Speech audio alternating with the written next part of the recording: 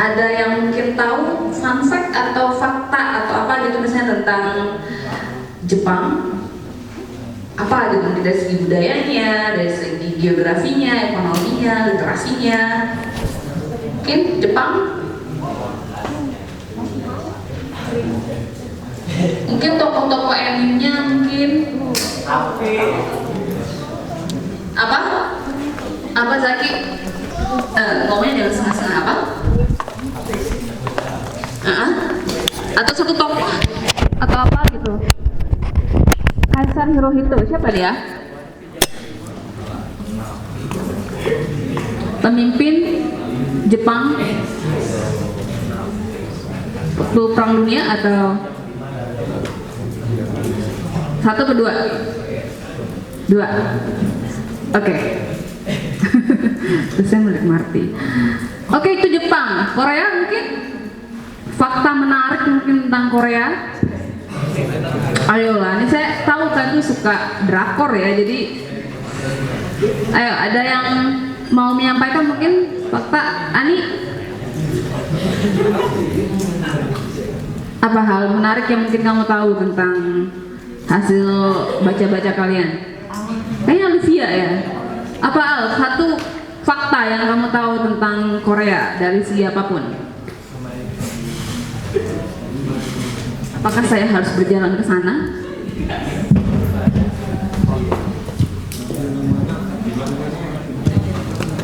Apa Al?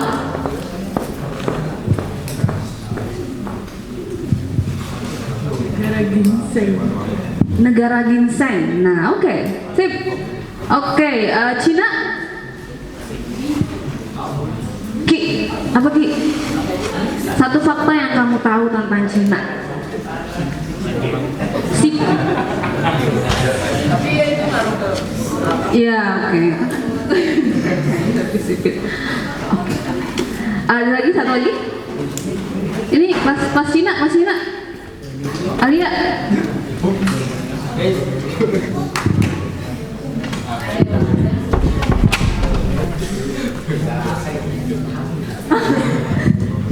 Iya, siapa ya bagus? Siap. Kayak tahun kelahiran tapi dari Cina gitu. Siap ya.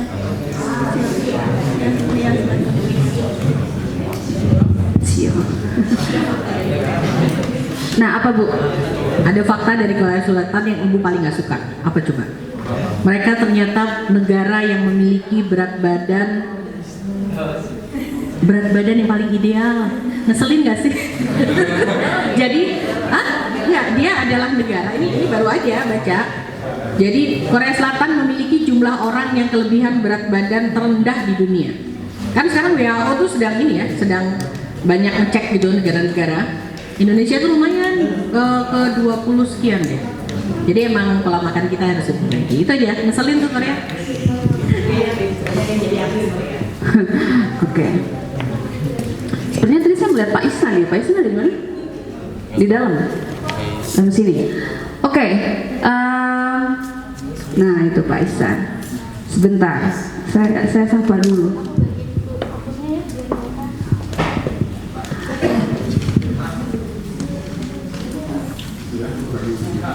Oke.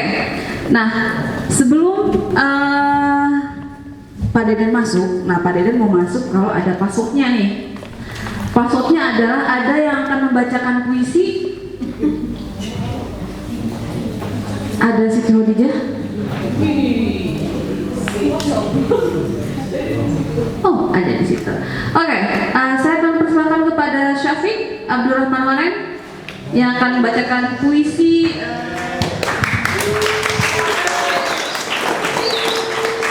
Judulnya adalah On Hagi.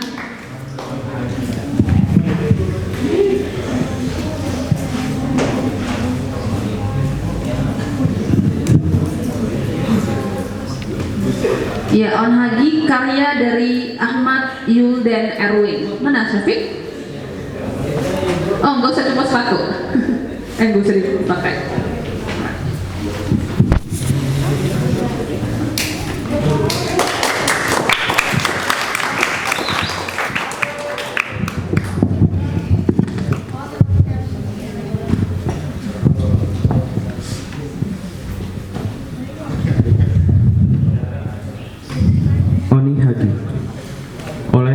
Ahmad Yuldan Erwin.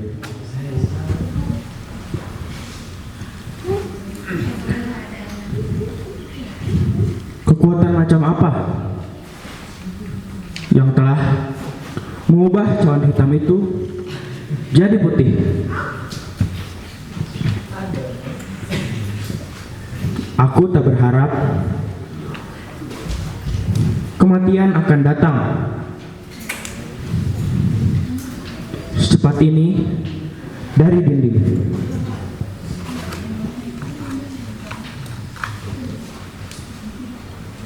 Cawan Haji,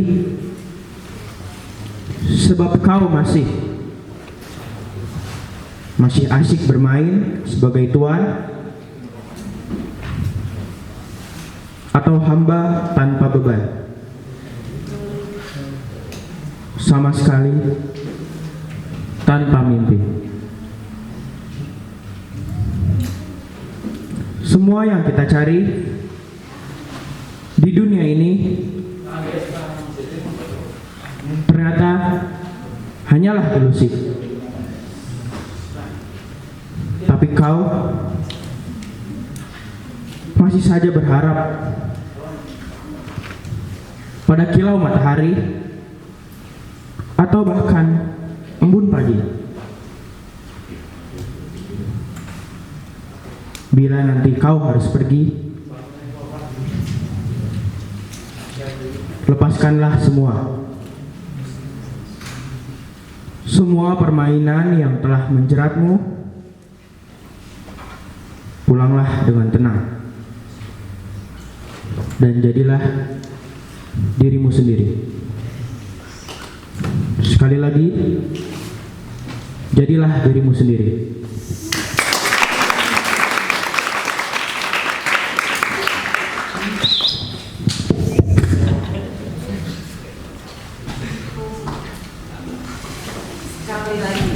Sekali lagi, jadilah dirimu sendiri, Ahmad Yuldan Erwin. Terima kasih Syafiq. Oke, pembaca puisi berikutnya ada Siti Khadijah dari kelas 11. Boleh kita beri tepuk tangan?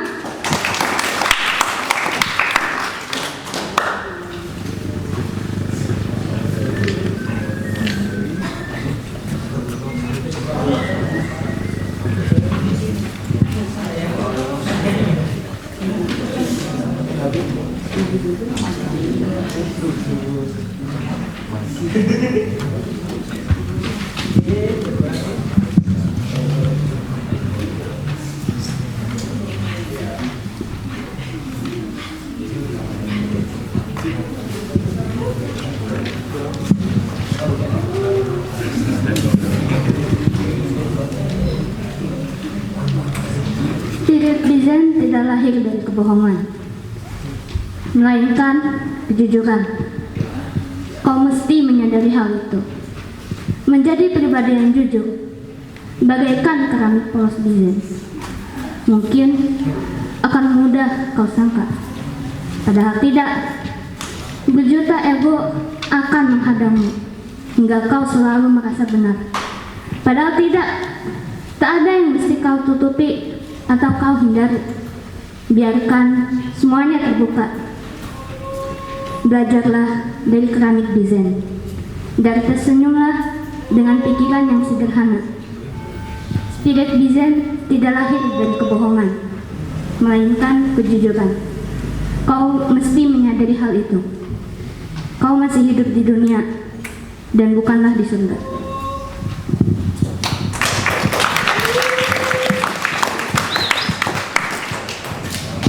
Terima kasih. Spirit Bizen, kau masih hidup di dunia bukan di surga. Oke, tanpa berpanjang kalam, saya persilakan kepada Bapak Ihsan selaku moderator hari ini. Dan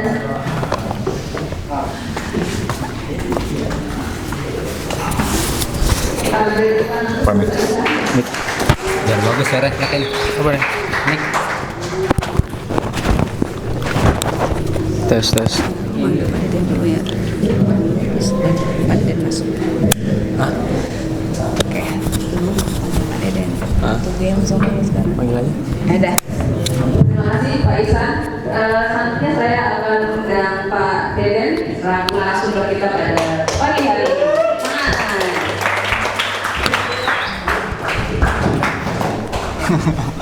Ya, aman dari matahari.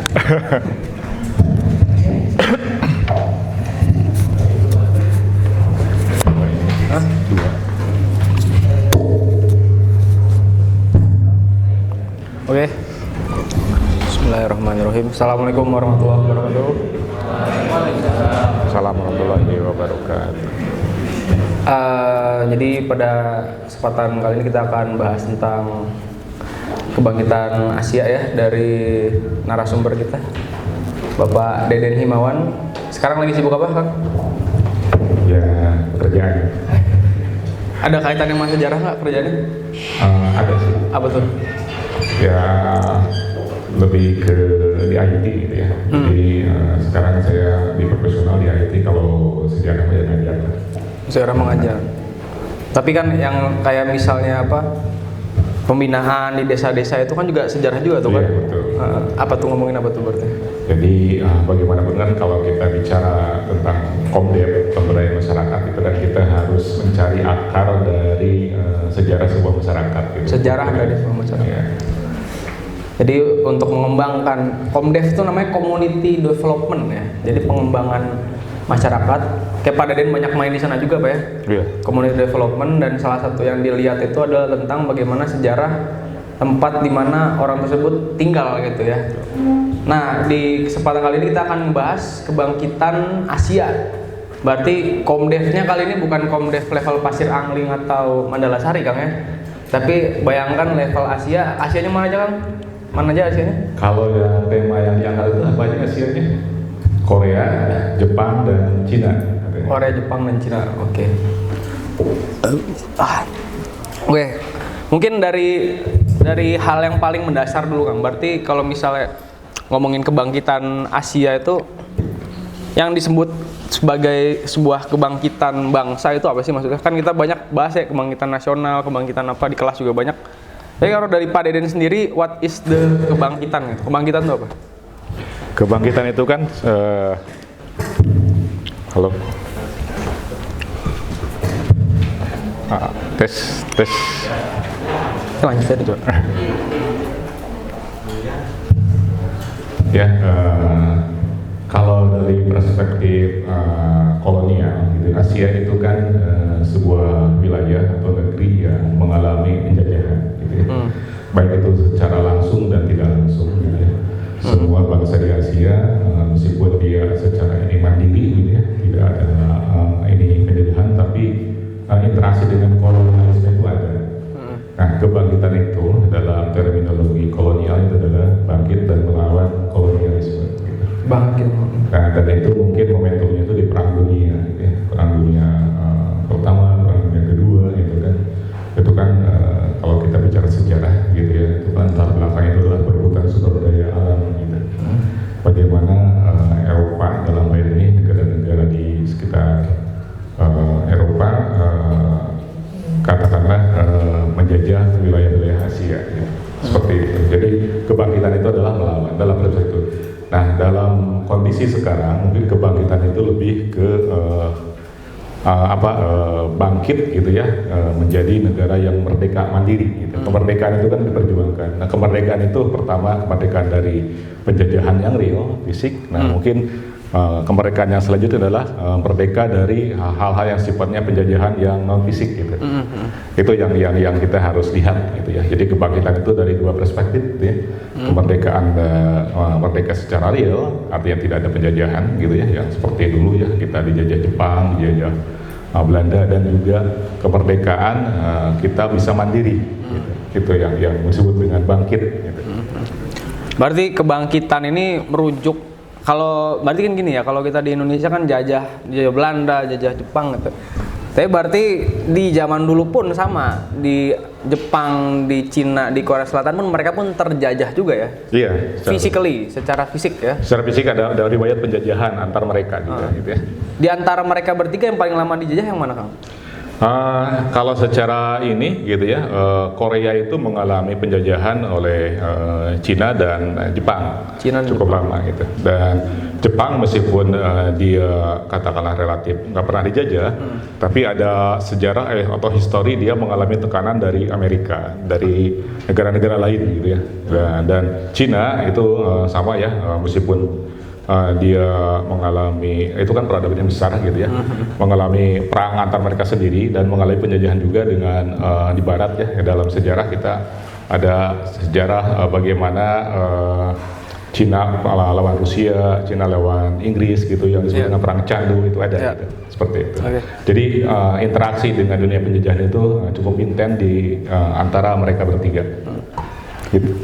Tapi sebenarnya gini Kang, kalau dilihat-lihat ya, misal kelas 11 nih kan bangsawan inget kan? Kelompok bangsawan apa, terus kelas berapa tuh ya kita ngobrol-ngobrol. Sebenarnya kalau dilihat-lihat gini loh, kalau anak saya dulu zaman SD, SMP, SMA ngelihat penjajahan itu semacam kayak ada orang asing di Bandung, ada orang asing di Durensawit Jakarta Timur yang dia tinggal di rumah bagus, kita dihajar-hajarin kan, mikirnya gitu kan dulu kan ibarat kata gitu.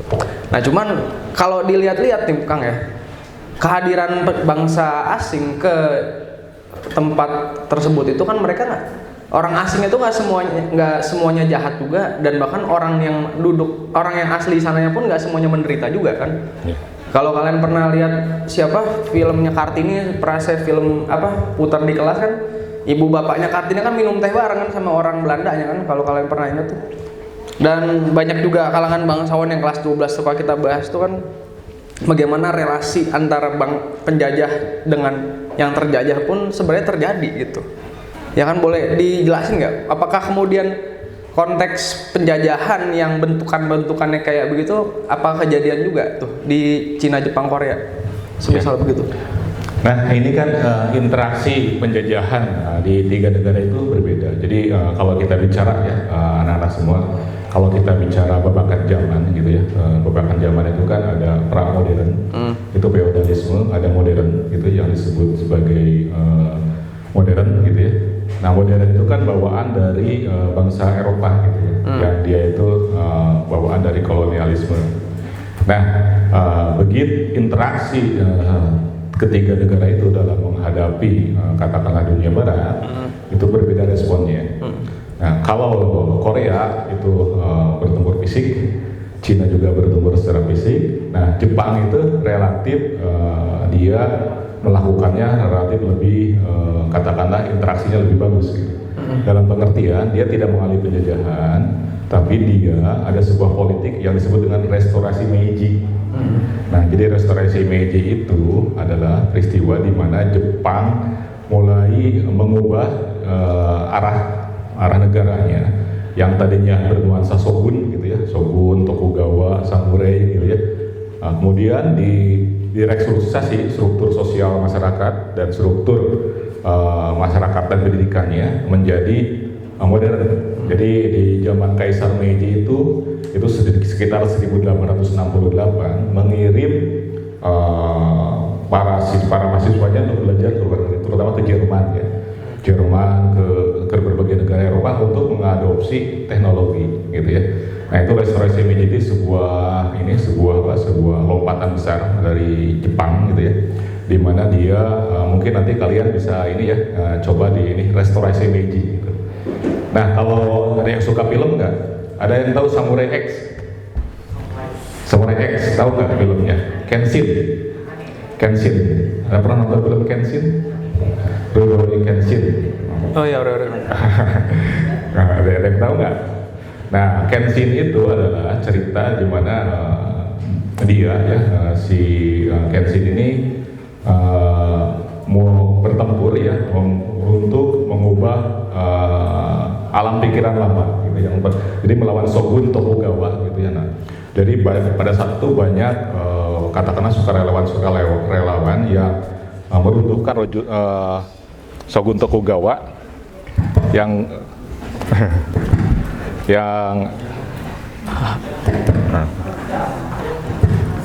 nah ya sama aja. Itu bisa tuh. Hah? Tes. Tes. Tes. Nah, itu. Nah, jadi Shogun Tokugawa itu diruntuhkan ya oleh katakanlah Meiji ya, kemudian kekuasaannya dikembalikan kepada kaisar gitu. Jadi, nah itu kemudian membuat sebuah tonggak pemerintahan Jepang yang modern gitu. Jadi Jepang itu meninggalkan pikiran lamanya, kemudian jadi modern dan cukup maju saat itu, sehingga berubah yang tadinya katakanlah negeri yang di bawah menjadi cukup berkuasa gitu. Tapi dampak negatifnya dia menjadi menjajah negara lain gitu. Karena kemajuan teknologi, angkatan perangnya gitu ya, dia bertempur melawan Cina, melawan Korea, menjajah Korea juga gitu sekitar tahun 1910 gitu. Nah itu ya, itu dampak ini ya gitu. Tetapi itu dampak dari restorasi Meiji. Itu yang dia gitu. Jadi katakanlah interaksi dengan penjajahan itu nggak serta-merta tunduk gitu dan berbadan gitu. Tapi ada sebuah dialektika gitu, ada sebuah proses gitu ya, belajar satu sama lain gitu.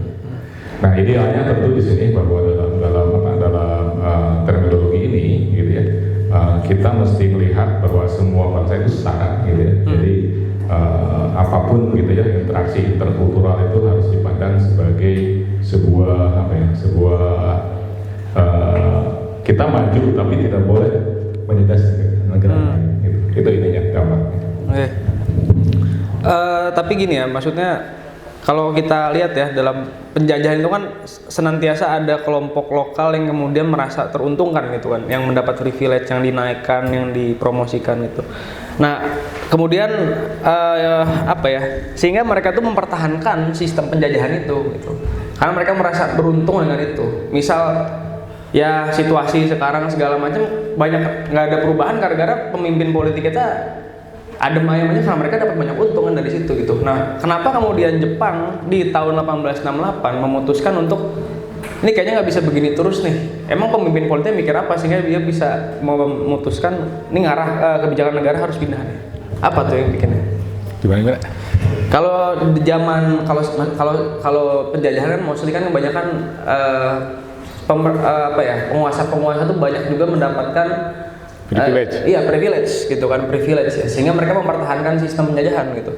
Nah, pertanyaannya situasi tadi kan kita ngomong Jepang dulu ya. Kenapa di Jepang itu kemudian si penguasa itu memutuskan untuk merubah alur negara? Kenapa tuh? Ya.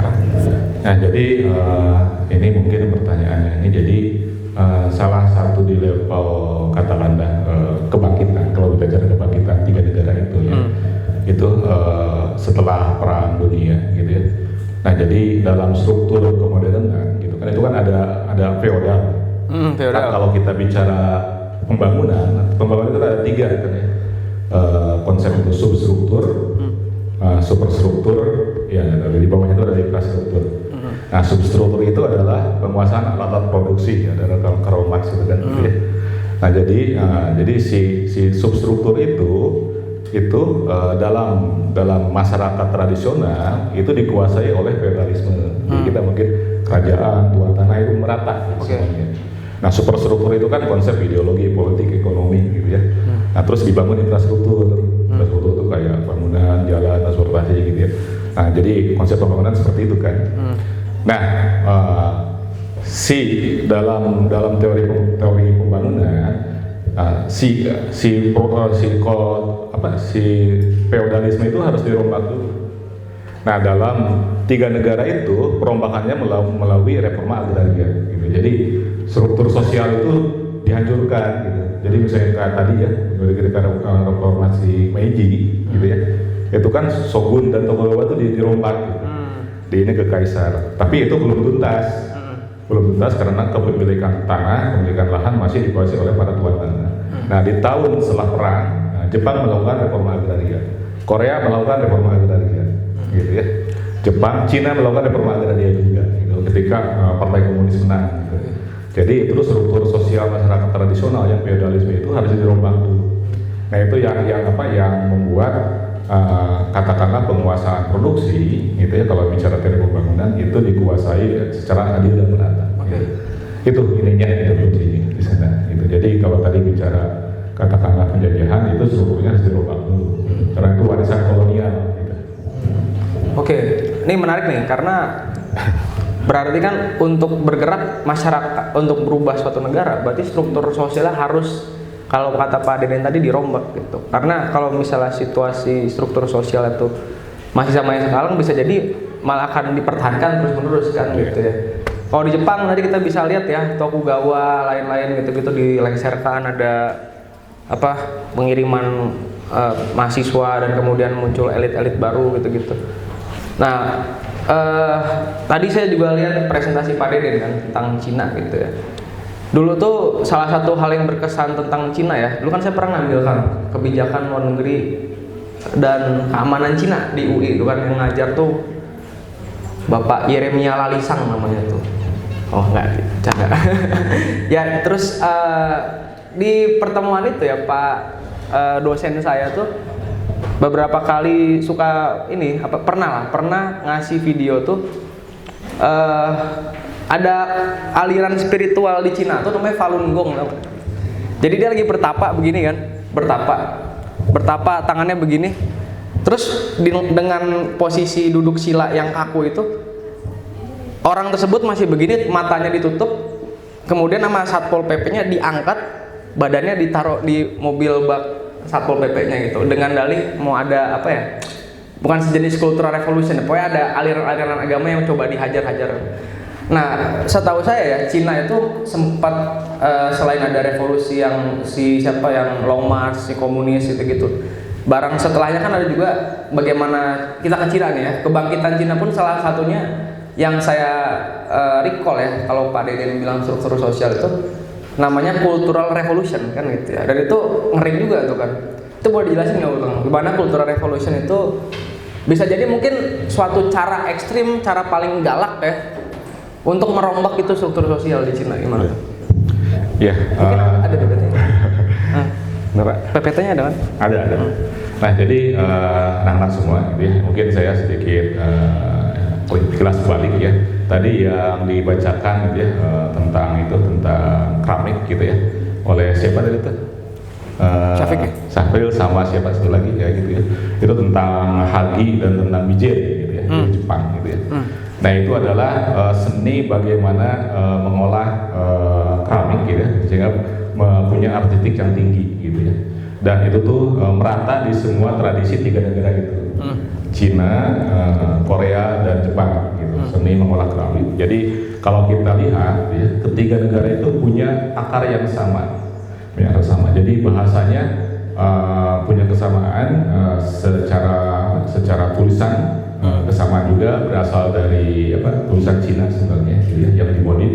Jadi di Jepang juga sama, ambil dari Cina, kemudian ditransformasi. Korea juga sama gitu ya, ambil dari Cina. Nah, termasuk kulturnya dan agamanya gitu. Kalau kita lihat gitu ya, dalam tradisi ini gitu ya, itu kan jalur penyebaran agama Buddha gitu ya, dari India ke Cina gitu, Jepang, Korea gitu ya. Nah, di Jepang itu, di Cina itu gitu ya, ada satu aliran pembaharu namanya Bodhidharma gitu ya. Patriark ke-6 ke-1. Jadi dari Bodhidharma, kemudian ada Huike, ada apa itu sampai ke-6, patriark ke-6 itu namanya Huineng gitu ya. Jadi dia mereformasi Buddha, aliran Buddha menjadi Zen. Kalau di Cina Chan gitu ya. Nah, itu Zen. Nah, Zen itu adalah karakternya itu kesederhanaan gitu ya. Kemudian fokus, disiplin gitu ya. Terus kemudian meditasi gitu. Jadi itu berdampak kuat ke semua negara yang tadi itu. Gitu, dari Zen itu. Tradisi Zen ini akar dari 3 negara itu sebenarnya. Tradisi Zen. Ya. Jadi kalau kita dari Chan di Cina, Zen di ini gitu ya. Nah, itu punya akar yang sama gitu, Jadi kalau misalnya kalian anak-anak gitu ya, melihat bagaimana 3 negara itu disatukan itu dalam tradisi Zen gitu ya. Nah, yang tadi itu dibaca, ya itu ada seni kaligrafinya gitu kan, ada seni puisinya disebut koan gitu ya. Nah, itu jadi bagaimana ya ujaran-ujaran itu koan namanya gitu ya. Nah, itu pengaruh besar ke tradisi di 3 negara itu. Nah, terutama disiplinnya.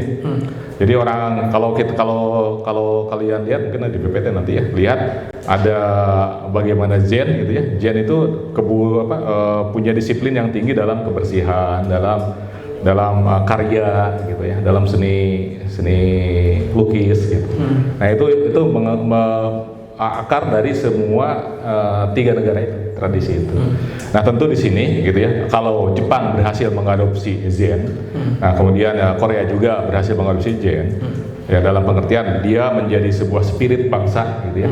Dan itu tuh diinikan dalam industri manufaktur. Jadi seni keramik, seni berpuisi, seni tangan kerajinan kanan kriya itu gitu ya.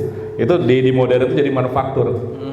Makanya dalam di industri Jepang itu ada filosofi kaizen, mirip ya. Jadi perbaikan yang terus-menerus. Itu jadi sebuah landasan bangsa untuk berkarya gitu ya. Ada juga monokuri gitu ya. Itu sama gitu ya. Jadi menghasilkan produk dengan baik gitu ya. Nah, itu dengan perbaikan terus-menerus, itu namanya kaizen. Nah, itu di Jepang dan Korea itu jadi landasan perusahaan-perusahaan gitu. Jadi way of life sebuah industri manufaktur. Gitu. Jadi Jepang dan Korea seperti itu. Nah, itu bangkitnya dari sana. Akar budaya Zen itu teradopsi menjadi akar kultur perusahaan. Ya, ada namanya kaizen, gitu ya, ada namanya, gitu ya.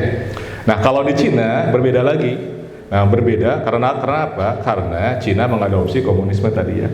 Nah, kalau Cina itu dan di zaman kalau kita bicara itu ya, zaman Mao Zedong gitu ya, ada revolusi budaya gitu ya.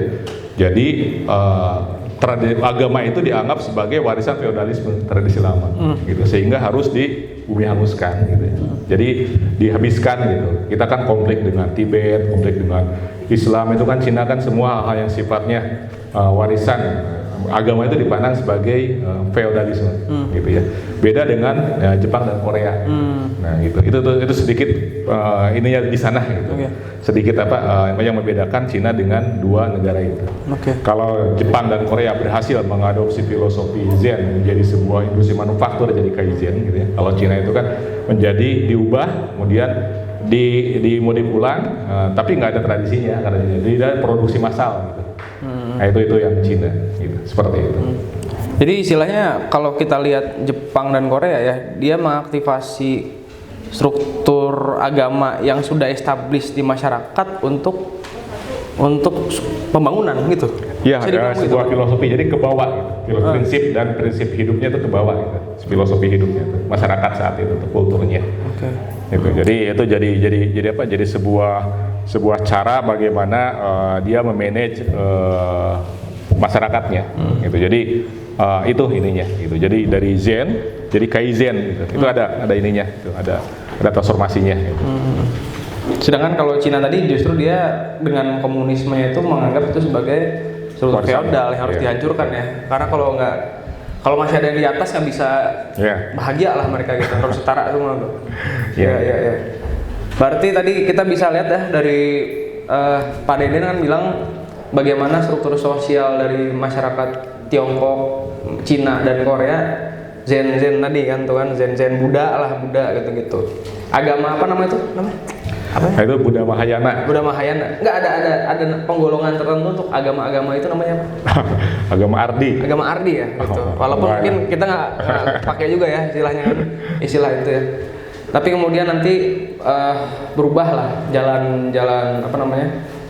di masing-masing negara itu. Jepang dan Korea somehow bisa mengaktifasi agama tersebut untuk mendampingi mereka untuk mencapai pembangunan, sedangkan di Cina itu dihajar gitu, istilahnya gitu.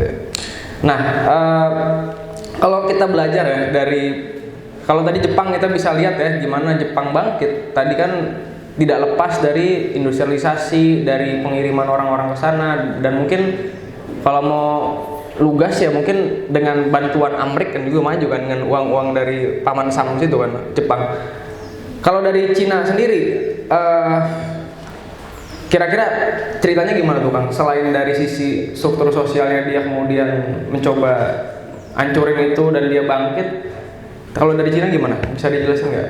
Itu juga ngeri-ngeri juga tuh, majunya kan sekian juta mati gitu. Ya, jadi revolusi kebudayaan itu memakan korban banyak gitu ya di zaman Mao Zedong. Nah, kemudian ada penerusnya kan dari Mao Zedong ke Deng Xiaoping gitu ya. Deng Xiaoping. Nah, pada akhirnya Deng Xiaoping itu berprinsip gitu ya, Maoisme. Sebenarnya Mao Zedong itu kan Maoisme ya. Maoisme itu nggak cocok gitu ya. Nah, kemudian dia memodifikasi aliran komunisnya gitu ya, menjadi ada filosofi Deng yang terkenal gitu ya. Saya nggak peduli gitu ya, seekor kucing itu berwarna putih atau hitam, yang penting dia bisa menangkap tikus gitu. Itu kan filosofi Deng gitu ya. Jadi dia nggak peduli mau aliran apapun gitu, sepanjang masyarakat sejahtera gitu ya, kita pakai. Makanya begitu naik Deng gitu sekitar tahun 1960 akhir ya sampai 170-an itu ada lompatan besar gitu, karena dia merombak struktur ekonomi dan administrasi gitu, administrasi di Cina gitu ya. Itu Deng. Dari Deng kemudian nanti akan dilanjutkan oleh Jiang Zemin ya, kemudian sekarang siapa? Jinping gitu ya. Jinping gitu ya. Nah, itu filosofinya itu sosialisme rasa Cina. Sosialisme berasa Cina, jadi bukan lagi komunisme yang ekstrim, tapi sosialisme rasa Cina gitu. Itu modifikasi dengan kapitalisme gitu. Tadi filosofi dari Deng gitu ya, bahwa dia nggak peduli aliran apanya sepanjang dia itu. Nah, itu yang dimodif gitu. Jadi Cina ini gitu ya, secara ini gitu ya, dia punya karakter ya, penduduknya besar gitu, banyak gitu ya. Nah, kemudian kontrol yang kuat dari negara gitu ya. Nah, tapi di level tertentu dia dilepas sesuai dengan pasar bebas gitu. Kemudian juga dia sekarang mengandalkan ekspor gitu ya. Dengan produksi massalnya itu dia kan harus menghidupi berapa miliar gitu ya penduduknya. Dia maka membuka keran untuk pasar bebas tapi kontrol negara. Ada gitu-gitunya. Itu strateginya gitu ya. Penerus dari Deng Xiaoping itu kan Xi Jinping gitu ya. Nah, itu. Nah, salah satu obsesi dari Cina itu adalah disebut dengan jalur sutra baru. Nah, Cina itu kan ada jalur sutra dulu ya, jalur sutra. Obor. Nah, sekarang itu adalah bagaimana Cina mengekspansi sumber daya alamnya ke berbagai negara ekspornya itu. Jadi targetnya ekspor gitu ya, ke berbagai negara. Nah, itu ada yang disebut dengan obor, jalur sutra baru gitu ya. Yang disebut One Belt One Road. One Belt One Road. Gitu. Jadi jalur sutra dari mulai Cina, Indonesia, Singapura sampai ke atas gitu ya. Itu ada petanya di sana gitu ya. Nah, itu punya obsesi untuk membangun jalur sutra baru untuk perdagangan gitu. Itu sebuah obsesinya. Oke. Berarti kalau Cina ya, saya lihat kan tadi disimpulkan dengan baik oleh Pak Deden dan Pak Deng Xiaoping kan bilang dia nggak peduli kucingnya itu warna abu-abu atau warna hitam, yang penting dapat tikus. Berarti kalau gitu istilahnya apa ya? Isi kepalanya tentang pembangunan semata-mata hanya pragmatis. Ya pragmatis aja nggak sih? Fisik aja duit gitu. Betul begitu ya? Betul. Nah, sedangkan bukannya namanya pembangunan ya, kalau mau kita lihat ya. Kalau misalnya kita memakai pola pikir duit itu di kepala, bukankah ujungnya masyarakat itu ujungnya rusak juga kan gitu? Iya. Dan apakah mereka Pak Deng Xiaoping itu nggak mikir juga bahwa ya itu bisa kejadian juga di Cina kalau misalnya pola pikirnya tuh pragmatik gitu. Itu boleh gimana tuh? Iya, nah itu mungkin yang warisan yang ini kan yang sekarang bagaimana kan setiap bangsa yang tidak memahami batinnya itu kan ada alienasi kan, alienasi, keterasingan gitu ya. Kalau kita bicara kan itu kan sebuah paradok gitu ya, maju secara material tapi secara spiritual kosong gitu ya. Itu kan bagaimanapun manusia itu kan ada aspek lahir dan batinnya gitu ya. Makanya kan di tujuan pembangunan di Indonesia itu kan selalu dari zaman Soeharto sampai jadi mandat pembukaan Undang-Undang 45 itu pembangunan itu kan selalu bertujuan lahir dan batin, gitu ya. Nah, seperti itu. Jadi itu dampak-dampak sosial dan masyarakat kalau kita tidak mengindahkan konsep jati diri yang tadi itu mungkin akan dibahas ya. Gitu ya. Jati diri itu kan sesuatu yang lahir dari fitrah, fitrah kan dari batin, gitu ya. Nah itu. Jadi kalau bagaimanapun arah kebijakan itu akan menuai panen akibatnya dari sebuah paradigma yang dia jalankan, gitu ya. Kalau mengutamakan material maka ada kekosongan spiritual. Nah, itu tuh suatu yang prinsip yang inilah itu yang lumrah, yang umum lah, gitu, yang harus kita lihat, gitu ya. Di Korea, di Jepang, gitu ya, itu kan secara kalau kita lihat struktur masyarakatnya, sukunya, Korea itu adalah masyarakat bangsa yang paling homogen sedunia, gitu ya. Jadi cuma satu suku bangsa. Nah di Jepang kurang lebih ada 4 suku bangsa ya, tapi yang paling dominan itu suku Yamato, gitu ya. Etnis Yamato itu 90% gitu. Yang lainnya adalah Ainu di atas gitu, sama Raikyu gitu, di bawah, gitu ya. Nah tapi relatif homogen, gitu. Bayangkan aja kita Indonesia, gitu ya, berapa etnis gitu, gitu ya, berapa etnis. Nah Cina ada 56 suku bangsa. Nah, di media dengan apa? Disamaratakan, gitu ya, dengan komunisme, gitu, pukul rata, gitu ya. Semua harus taat, harus ini, budaya dibuang, gitu ya. Budaya dibuang. Iya, itu kultur di ini, itu warisan feodal, semua harus katakanlah seperti ini negara, gitu, cara berpakaian, cara apa kan gitu. Gitu ya. Itu harus diatur negara, bisa ini kan maju tapi ada kehampaan, gitu ya. Gitu. Nah, bayangkan kalau kita tantangan besarnya adalah bangsa Indonesia yang beragam bangsa ini, gitu ya. Dan challenge-nya kita harus mengakui juga jati dirinya, gitu. Nah itu gimana coba, gitu ya. Korea dalam tanda kutip lebih mudah memanage karena sangat homogen. Jepang sangat homogen. Nah kan Indonesia gitu. Kalau Jepang mungkin side efeknya kita bisa lihat sekarang ya. Kayak misalnya kalau nggak salah birth rate-nya turun ya. Tingkat kelahirannya negatif sekarang ya. Nah itu dampak dari seperti itu. Cina melakukan one child policy. One child policy pernah juga.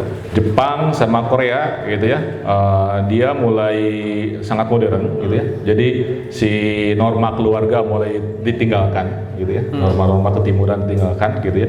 Tidak lagi ke berakarnya. Sekarang mengalami demografi krisis. Jadi strukturnya tuh yang tua-tua banyak, gitu ya, yang muda-mudanya sedikit, dan populasinya terus cenderung menurun, gitu ya, karena orang nggak mau nikah ya, gitu. Jadi struktur keluarganya, struktur sosialnya mulai rapuh, gitu. Nah itu yang jadi dampak dari tadi ya, gitu ya, orientasi yang katakanlah terlampau materialistis. Ya.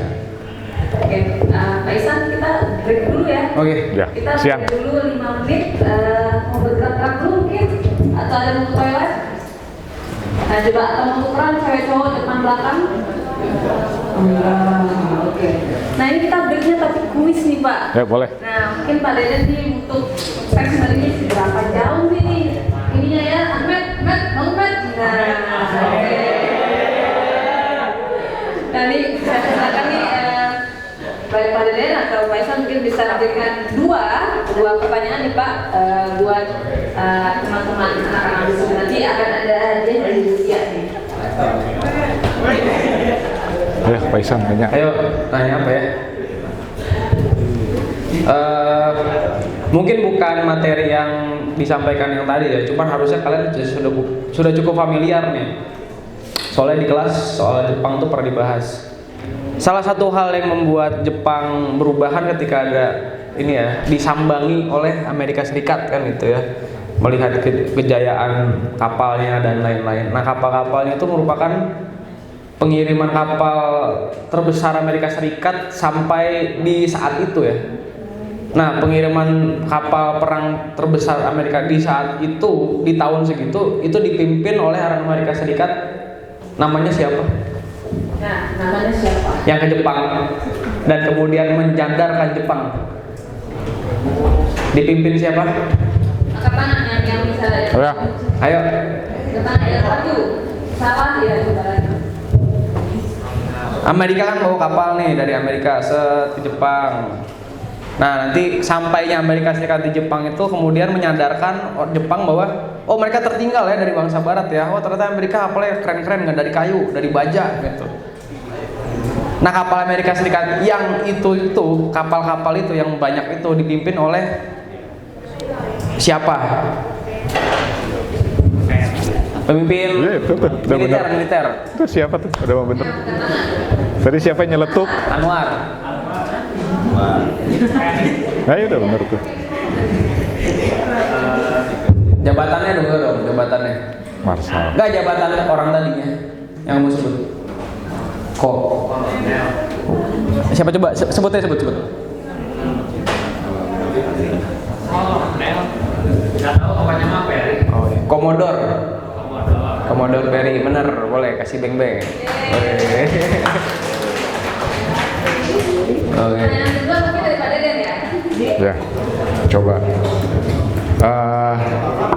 Tiga negara itu, gitu ya, Jepang, Korea, dan Cina, relatif punya akar yang sama. Akarnya apa?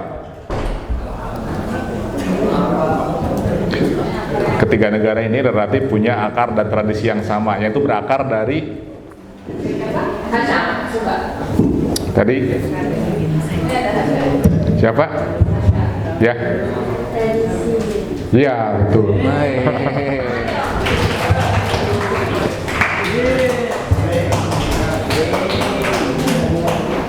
Oh, ada. Oke, sudah beberapa tuh yang teman-teman mau berjemur emang nggak apa-apa? Atau misalnya mau ambil pemberatnya juga nggak masalah? Kayaknya cewek mesti tukeran tahu sama cowoknya, masa mereka enak banget di belakang kena matahari. Ayo kurang lihat. Boleh. Tukeran. Kurang. Yuk. Alia depan, Alia. Yuk, yang kiri. Nanti kita ikut lagi. Soalnya kita sampai jam 12, kayak apa? Bisa coba sampai jam 12. Kalau nggak tukar munduran. Hah? Ayo, mana udah berdiri sebentar. Ayo.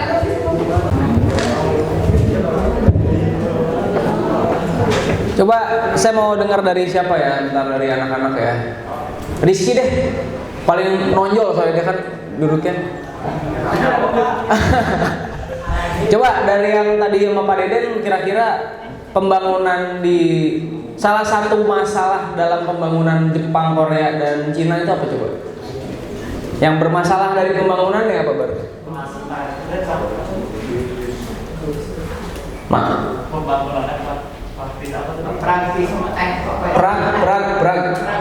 Pragmatis dan materialistis gitu ya. Oke. Beng-bengnya nggak ada tapi.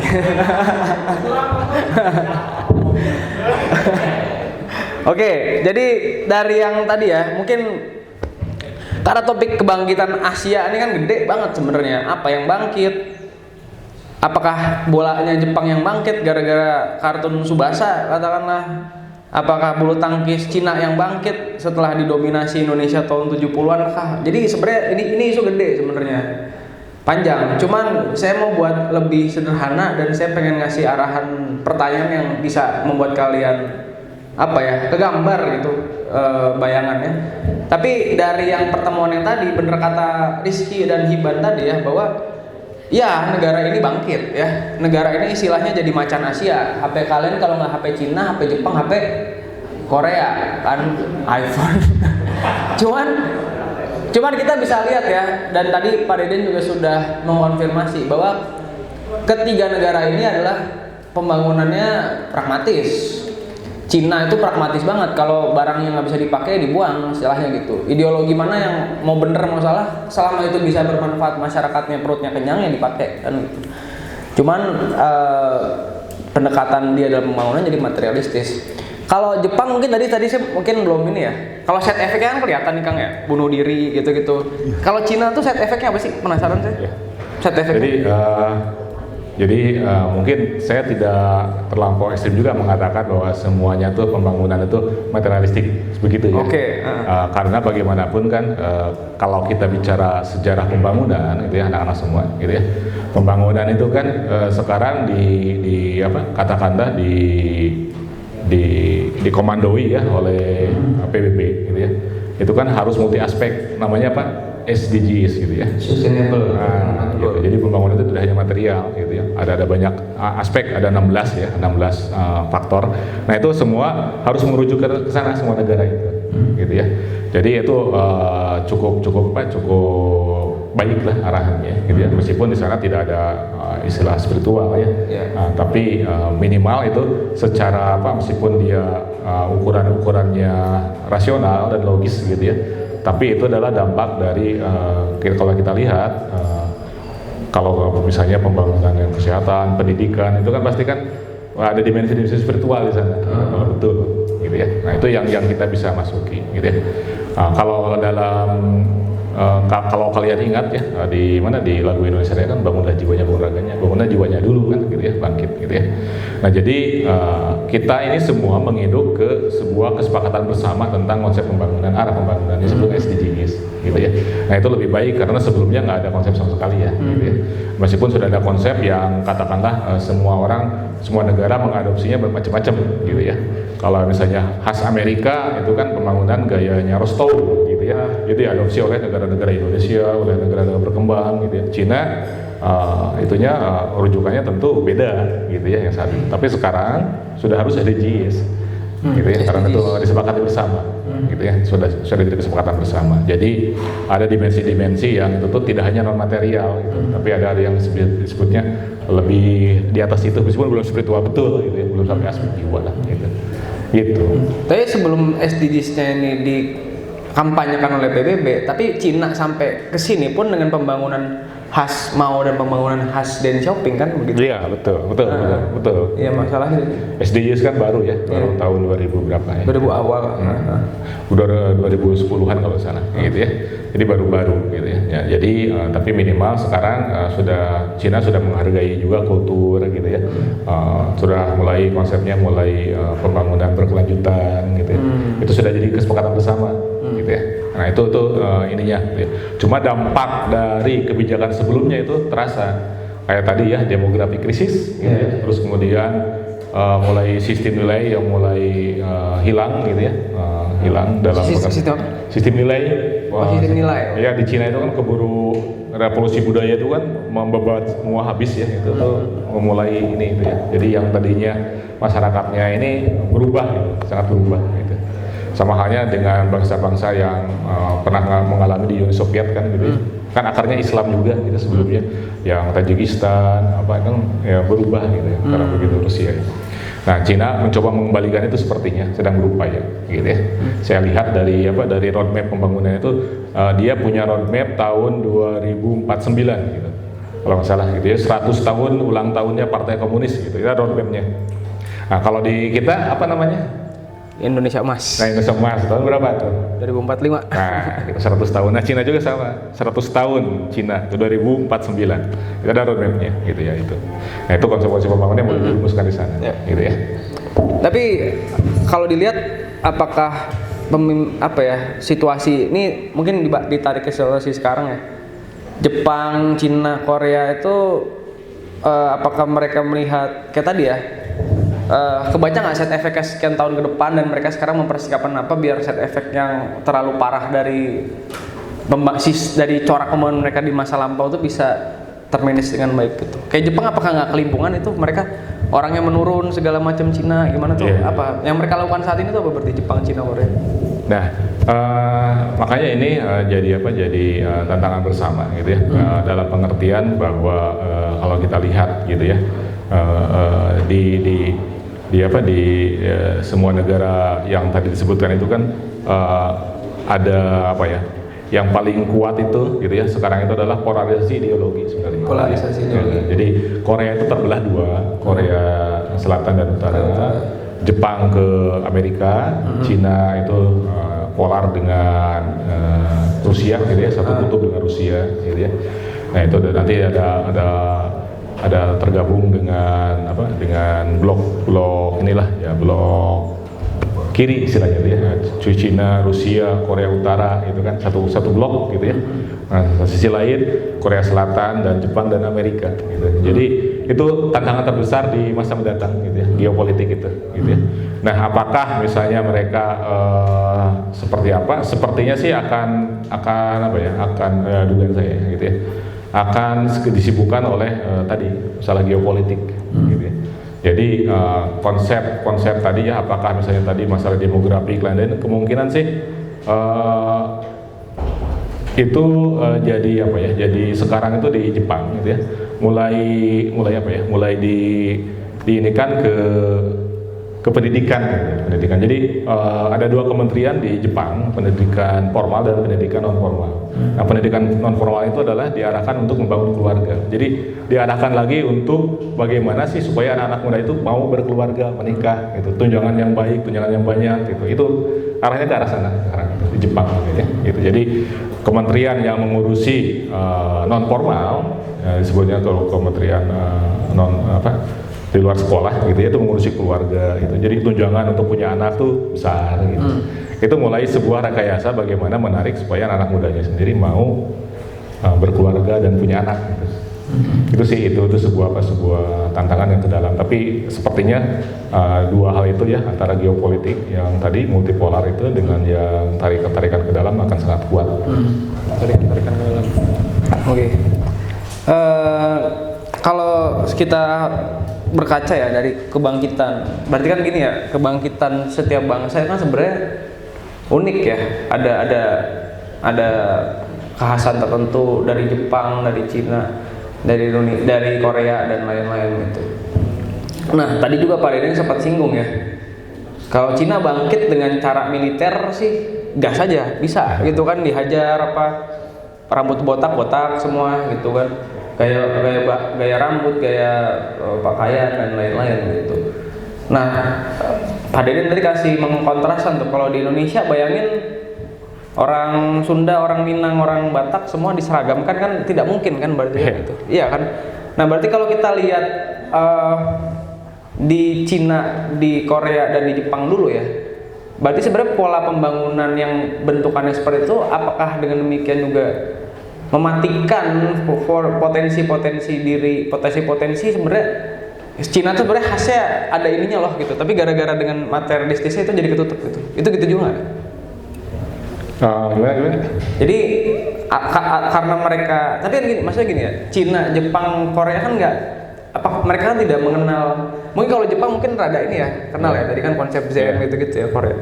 Tapi kalau Cina kan berarti dia tidak mengenal konsep, apakah bisa dibilang dia itu tidak mengenal konsep agama ya, sehingga dia tidak ada konsep dirinya, sehingga dia konsepnya itu bangun yang di luar, mercusuar gitu, sehingga di dalamnya itu jadi ketutup gitu loh. Iya. Ya, nah ini Cina. Pembangunan itu adalah kalau kita bicara pembangunan itu kan sudut pandangnya itu kan bagaimana kan ada dua kan, ada yang dua kan, yang sifatnya kalau bicara pembangunan itu kan ada trimatra, ada pancagatra gitu kan. Itu kan semuanya itu kan harus di ini gitu. Yang trigatra itu kan kalau itu kan aspek apa aja, penduduk gitu, wilayah gitu kan, apalagi gitu kan, penduduk, wilayah dan ininya gitu ya Pak. Nah itu kan yang harus ditransformasi gitu, arah manusianya dan wilayah ruangnya gitu kan. Pembangunan itu kan begitu, ruang dan manusia. Manusianya diarahkan kemana sih? Lewat edukasi, ideologi kan gitu. Nah ruangnya ditransformasi menjadi apa gitu, supaya untuk menuju aktivitas manusia. Jadi kalau sebelum ke arah sana kita harus turunkan dulu konsep pembangunan itu dari mana, gitu ya. Nah dari mana? Nah Cina tuh punya konsep ideologinya sendiri, itu disebut dengan ideologi, gitu ya. Jadi tidak hanya sebatas pembangunannya satu dimensi, nggak juga. Gitu. Dalam pengertian ada teori-teori yang masing-masing itu punya landasannya, gitu, masing-masing negara itu turunannya, gitu ya. Cina punya landasannya, Jepang punya landasannya, itu ada ininya, dan filosofi. Korea juga gitu, sama gitu ya. Nah, masing-masing negara itu punya kekhasannya. Gitu ya. Jadi ya disebut dengan ideologinya. Nah, ideologi pembangunan itu harus dicari, gitu ya, dipelajari. Baru nyantol nih. Jadi pembangunan Cina di Mao Zedong dan Deng Xiaoping itu pembangunan kemanusiaannya seperti apa berarti kalau gitu? Kalau dilihat ke sisi itu ya, ke ciri khasnya kan berarti Cina kan punya model juga, nggak ngasal sekedar duit kucing hitam kucing putih nangkap tikus kan itu. Tapi mereka pun punya konsep pembangunan diri juga di zaman itu ya. Itu mereka mikirnya gimana berarti? Iya. Tentang diri mereka manusianya, rakyatnya. Nah, kalau kita bicara lebih simplistik gitu kan, katakanlah gitu ya, begitu pasca Perang Dunia Kedua itu kan ideologi politik itu kan antara sosialisme, liberalisme, komunisme itu kan kalian udah pada belajar gitu ya. Nah, masing-masing kan punya konsepnya sendiri-sendiri. Nah, gitu. Gitu ya. Konsepnya apa? Sosialisme sama rata sama rasa misalnya. Itu komunisme seperti apa? Meskipun itu simplistik ya, meskipun nggak seperti itu juga gitu ya. Liberalisme apa? Sebebas-bebasnya. Apakah itu hawa nafsu, ego atau apa? Sebebas-bebasnya bebas. Gitu. Nah, itu jadi range gitu ya. Nah, Indonesia yang mana? Nah, itu dia soal. Itu tantangannya gitu. Kalau dari kalian sendiri gimana? Ada pertanyaan? Ayo anak-anak. Any question? Iban? Pak Deden mau nanya ya, boleh? Pak Deden mau nanya? Coba, huruf Cina kenapa nulisnya ke bawah?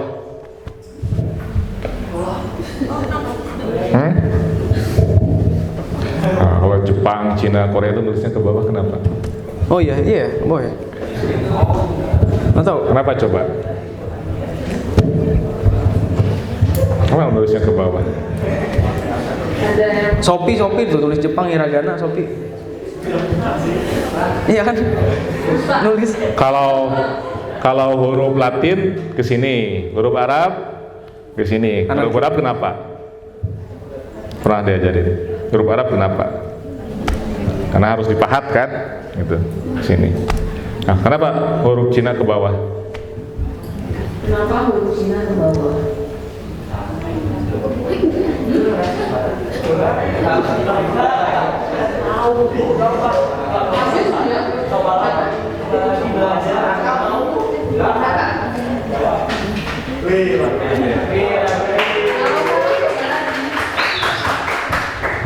Ada yang tahu?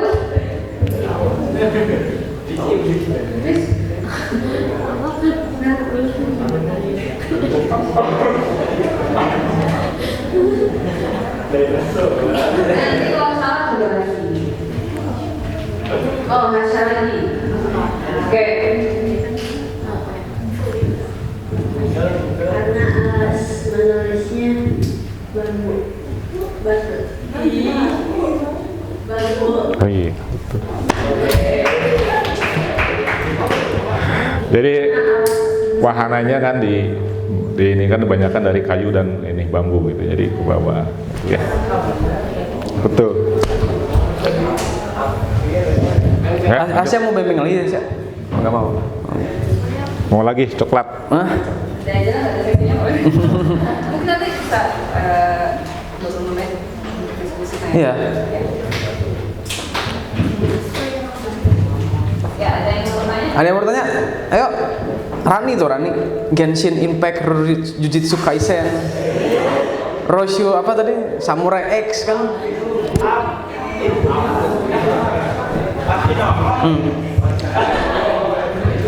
Kang Deden nonton anime juga nggak? Suka nonton nggak? Tahu nggak?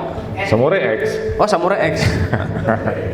Kalau yang suka Samurai X, Hitan Misaragi gitu ya. Nah, jurusnya. Tapi gini Kang, saya kalau ngeliat Jepang tuh menarik ya. Jadi gimana dia tuh bisa maju negaranya, tapi nilai-nilai tradisional itu terawat gitu. Ada Kyoto, bangunan-bangunan yang kayak begitu bentuknya gitu kan, semangat samurai diaktifkan. Kang ini bisa cerita nggak gimana itu Jepang bisa maju, bikin Daihatsu, bikin Toyota, negaranya maju lah, walaupun maju dalam ini ya maksudnya kan indikator itu, tapi dia tetap bisa bergandengan tangan sama nilai-nilai tradisional gitu. Itu gimana, bisa diceritain gitu?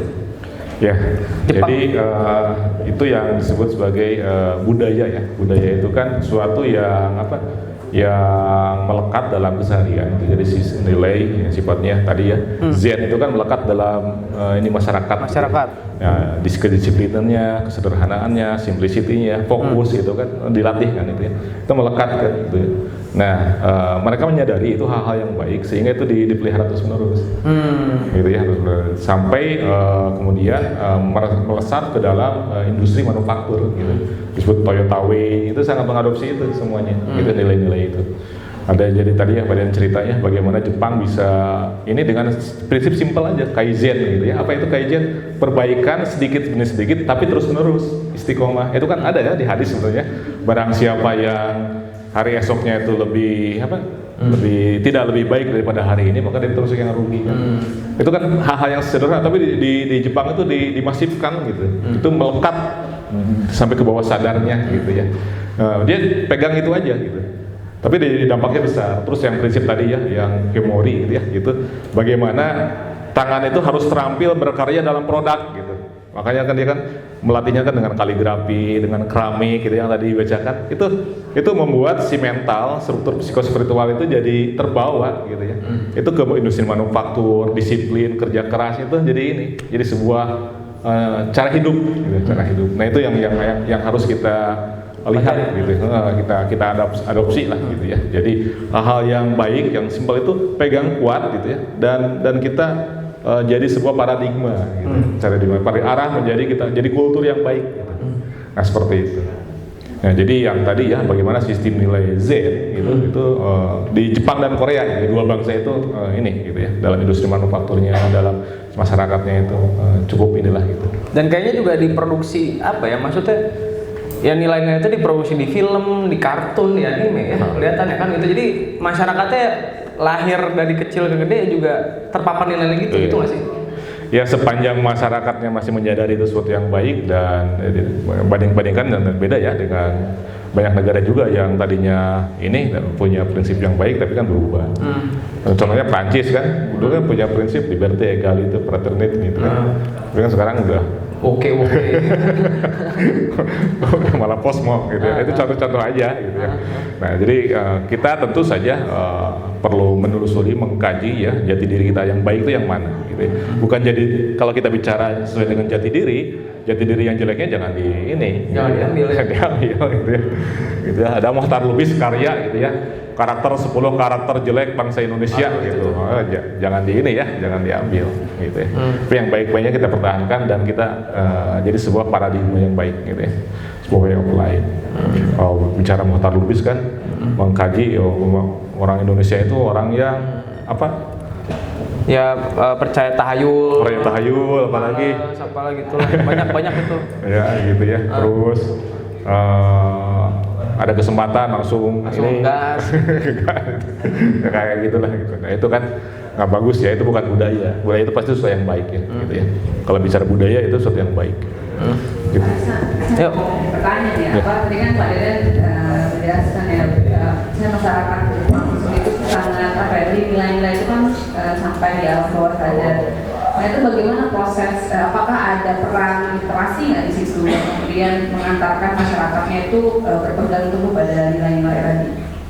Ya, nilai-nilai tradisional itu kan melekat dalam kultur keseharian gitu ya. Jadi kalau kita bicara tadi ya, prinsip Zen itu kan ada jajen. Jajen itu kan meditasinya. Tapi di luar itu ada meditasi dalam keseharian. Gitu ya. Nah, meditasi keseharian itu yang mereka tuh dihayati betul gitu sistem nilainya itu. Dan itu jadi perkat, jadi sebuah pengaturan, sistem pengaturan di masyarakat gitu ya. Kalau misalnya samurai itu kan bushido gitu kan, ada itu semangat kesatriaan itu kan diturunkan dari prinsip-prinsip itu. Gitu ya. Zen itu Bodhidharma, pembawa Zen gitu ya. Pertama dia bawa ke Cina itu mendirikan apa coba? Shaolin, kuil Shaolin. Gitu ya. Untuk apa? Disiplin raga gitu. Raga itu kan perlu didisiplinkan. Disiplin raga, bangun jam ini, kalian tadi ya sama Bu Ayu kan itu harus disiplin. Nah, itu untuk mencapai spiritual, raganya itu harus didisiplinkan. Gitu ya. Itu di pendiri Shaolin itu kan, kalau kalian lihat film-film ya, kuil Shaolin latihannya kan keras gitu ya. Nah, itu mendisiplinkan, itu disiplin. Jadi itu melekat dalam ini gitu, dalam struktur keseharian, dalam aktivitas gitu. Nah, itu yang harus gitu ya.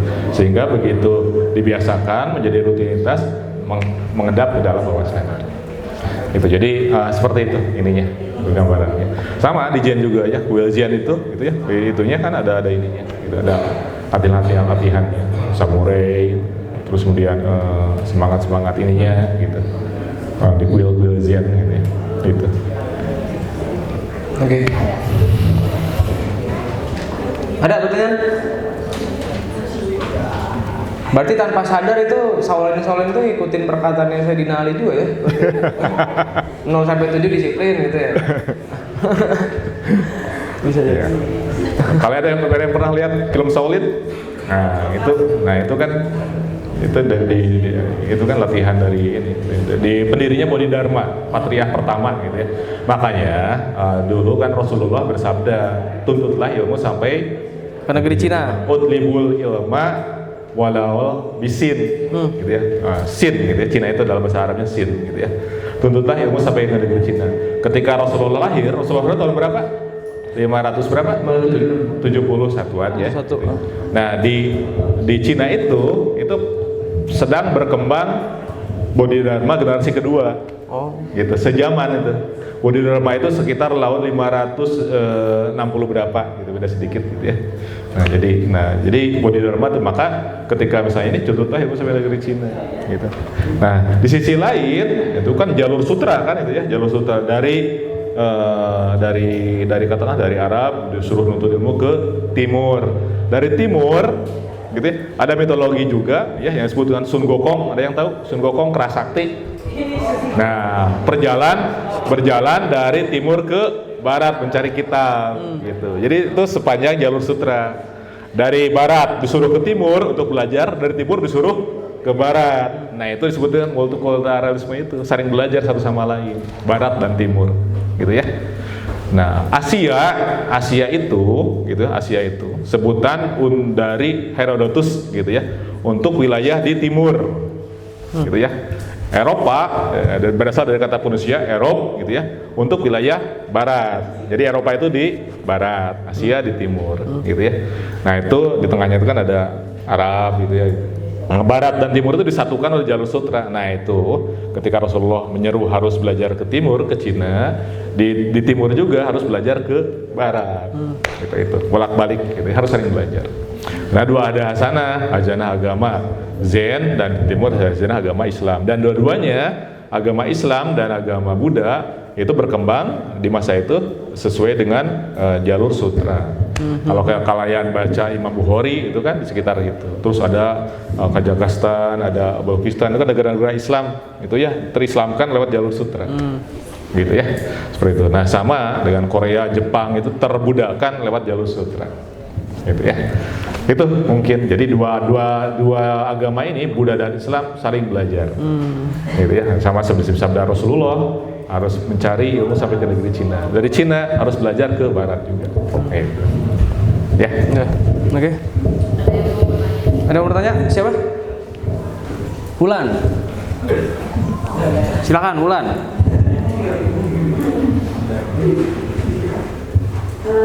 Saya mau bertanya, tiga negara ini apakah termasuk negara yang literasinya tinggi atau tidak? Terima kasih. Ya, kata Rohon. Ya, tiga negara ini termasuk yang literasinya tinggi. Coba, kemarin pemenang Nobel siapa? Sastra? Ada yang tahu? Nobel sastra dari mana? Han Kang. Nah, itu. Ada yang pernah baca Han Kang? Kakak. Han Kang itu adalah sastrawan dari Korea. Okay.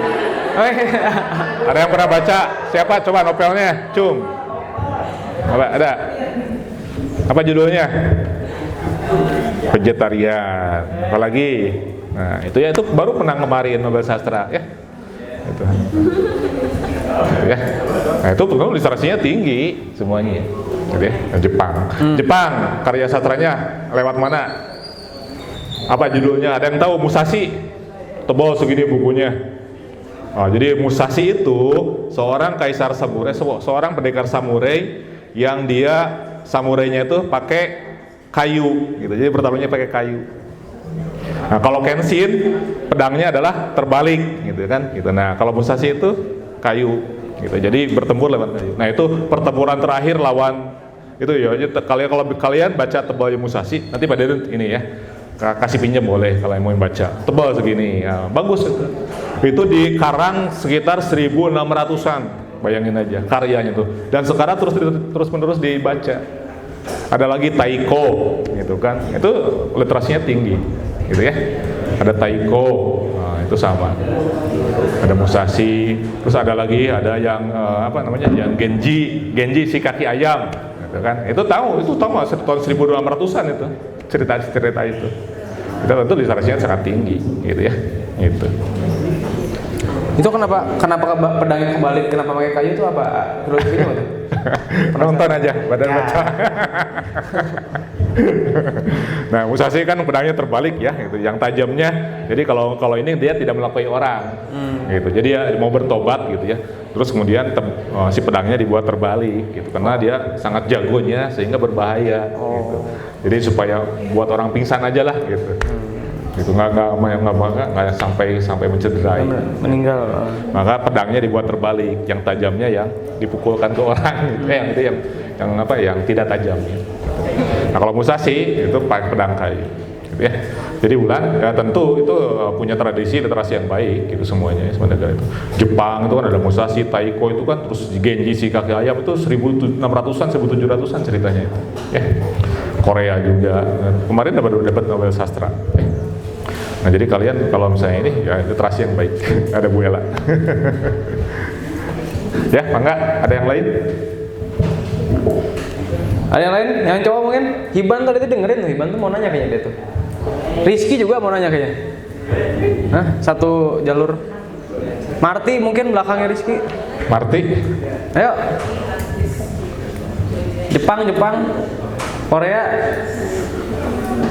Tapi kita nggak banyak bahas Korea ya. Korea ini benderanya pun ada maksudnya kan ya? Yang di 4 sudut itu.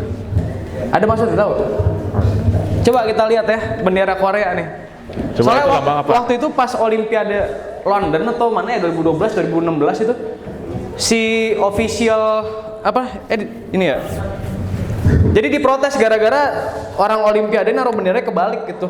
Ini kebalik padahal ini ada filosofinya kan. Ada artinya Kang? Coba tanya. Coba. Yang Korea. Ada itu? Yang angka 12 nah Korea. Ini artinya apa? Ini artinya apa? Ayo.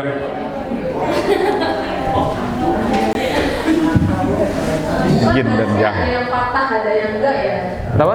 Yang sebelah sini kan dia ada yang patah. Kalau yang Iya. Ini patah nih enggak nih kan nyambung di tengah ya kan? nah, itu lurus semua tuh. Iya. Ayo, apa deh filosofinya? Sopi. Korea, Jepang.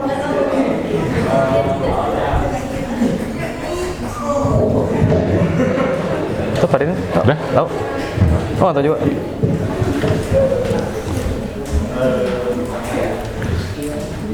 Hai Bu Ella. Bela. Tahu. Coba googling no, Anggun lagi googling apa Gun artinya Gun? Ada bendera Korea apa Gun? Pamit lagi yo. Closing aja. Closing aja. Maksudnya saya ada closing statement. Panas. Udah nemu Anggun. Coba sambil dibukain nih benderanya. Bagian biru melambangkan kekuatan kosmik negatif, sementara bagian merah melambangkan lawan kekuatan kosmik yang positif. Gerak bersama-sama melambangkan prinsip gerakan dan harmonis. Yang ini? Yang kayak lurusnya. Oh yang ini? Lurus dan harmonis. Ada nih masing-masing ada artinya harusnya.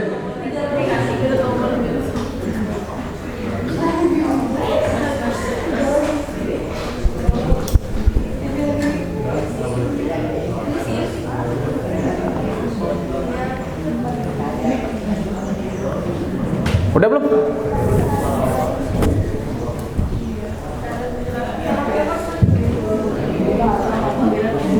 Ada.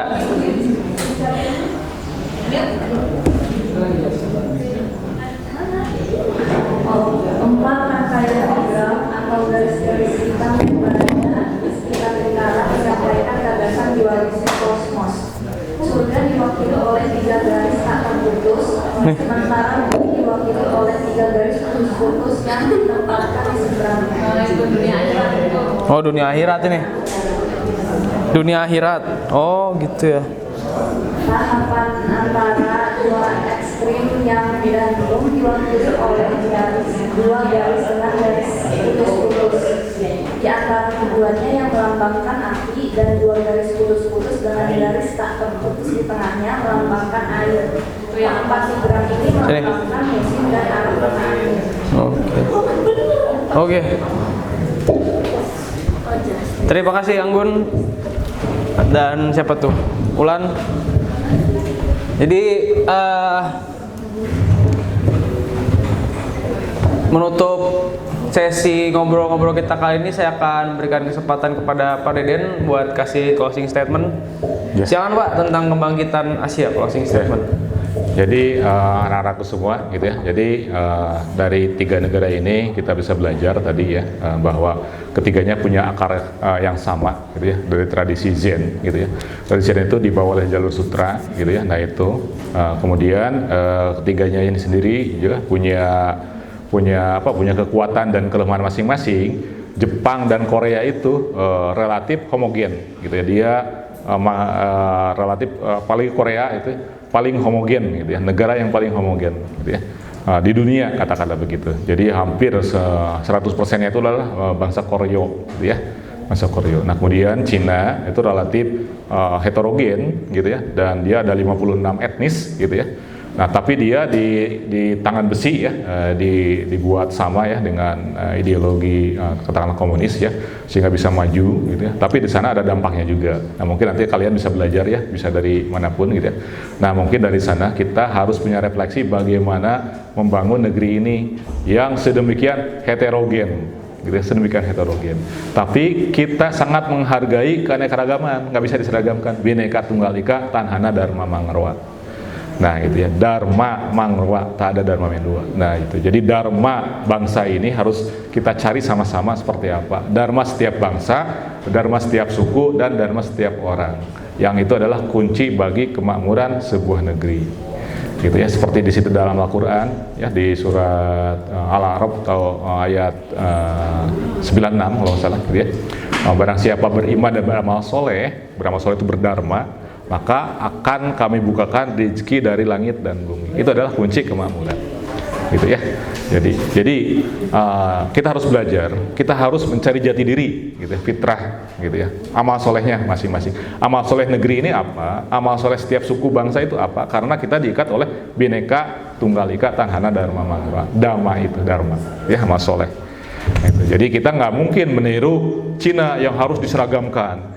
Kita nggak mungkin juga meniru Jepang yang cuma satu etnis atau Korea gitu. Nah kita harus nyari bagaimana caranya membangun negeri dengan baik, yang sejahtera material dan spiritualnya, gitu ya.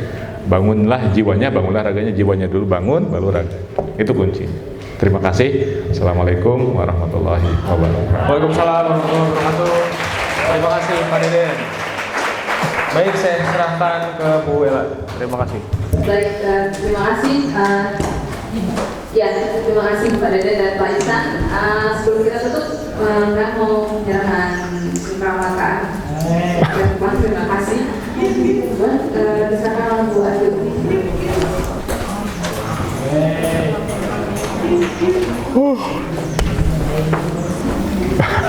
Ngantuk ya.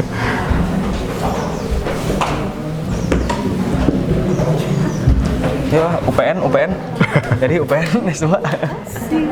Aisan dapat tetap dia. Dapat. Siap, nyantai aja. Ini Pak Deden. Yang ngasih Boyo. Foto dong. Oh, udah. Iya. Ini dulu deh. Saya berikan dulu. Bu, saya nasi padang aja Bu ya. Ininya Bu, souvenirnya Bu. Terima kasih banyak. Oke. Ini